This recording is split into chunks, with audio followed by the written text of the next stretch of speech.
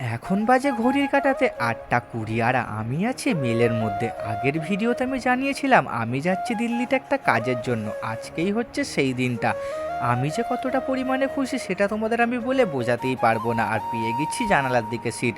আর ওই তো আমার মনটা আনন্দে উড়ু উড়ু করছে। আর আমার পাশে আছে আমার স্যার। স্যার হবার আগেও উনি আমার ছিল একটা বন্ধু, তাই জন্য তো আমি স্যারের থেকেই বন্ধু হিসেবেই বেশি মানি। তো তারপরে জানালার দিকে বসে আমি বাইরের সৌন্দর্যটা তোমাদের সাথে শেয়ার করতে করতে যাচ্ছি, কারণ আমি যেটা দেখছি সেটা আমি তোমাদের সাথে সবার প্রথমেই শেয়ার করছি। তারপরই মিলের মধ্যে দেখলাম যে লস্যি উঠেছে, তাই আর দেরি না করে আমি আমার স্যার একটা করে লস্যি নিয়ে নিলাম। সত্যি কথা বলতে গরমের মধ্যে এই লস্যিটা পেট ঠান্ডার পক্ষে খুবই উপকার। তারপরে আমি আমার স্যার লস্যি খেতে খেতে দিল্লির দিকে রওনা দিচ্ছি। সত্যি কথা বলতে কত পাহাড়, কত নদী, কত প্ল্যাটফর্ম পেরিয়ে চলে যাচ্ছে দিল্লি। এইদিকে তোমাদের সাথে কথা বলতে বলতে ঘড়ির কাঁটাতে বেজে গেছে ১টা ১০। তাই দুপুরের লাঞ্চটা কমপ্লিট করে নিলাম। বাড়ি থেকে পরোটা, আলুর তরকারি আর মিষ্টি নিয়ে এসেছিলাম, সেটাই খেতে খেতে চলে যাচ্ছে দিল্লির দিকে।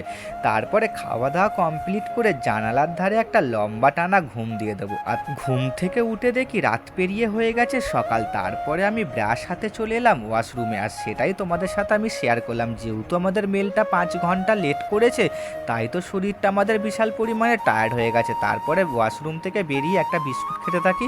তোমরা ভিডিওটা লাইক, কমেন্ট, শেয়ার করে দাও।